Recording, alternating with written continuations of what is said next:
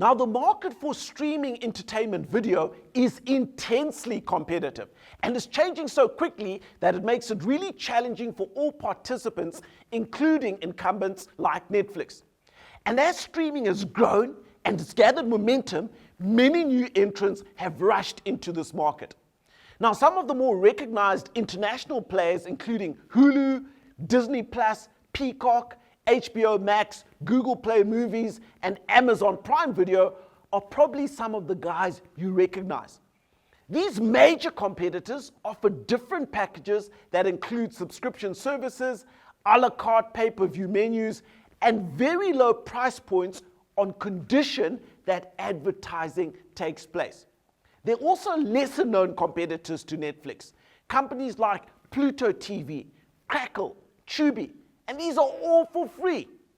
Perhaps some of the most difficult players to compete with are those that are engaged in streaming and distributing pirated content. Those guys are probably Netflix's biggest competitors. In the age of digitization, content that's illicitly streamed at scale has the potential to damage the prospects of Netflix and all the other legitimate entertainment streaming companies. Now, depending on the market you're in, Netflix also competes against traditional pay TV or cable companies. So companies like DStv on the African continent, or if you go to Europe, Sky, or AT&T in the United States and Time Warner.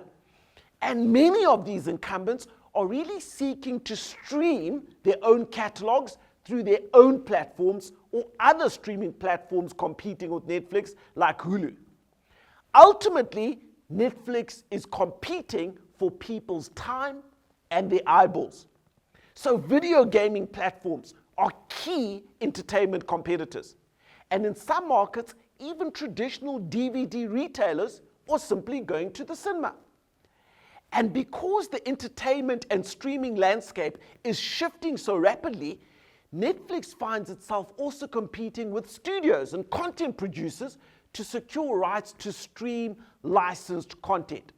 So the competition is not just straight line of sight streaming companies, it extends into the entire value chain on conceptualizing, on commissioning, creating, and disseminating entertainment content. It is competition on multiple fronts for the attention of the consumer. Now, keep in mind that many potential consumers, particularly in the developed world, have reached peak attention. People are saturated in terms of the amount of content thrown at them. So it takes an extremely compelling proposition to win them over, as there's only so many hours in a day. Finally, Netflix also faces numerous competitors that are difficult to detect because they don't have significant market share. And in the future, these small competitors may have a strategic edge on Netflix and threaten its leading position. Streaming of entertainment is really a transitional market and landscape at present.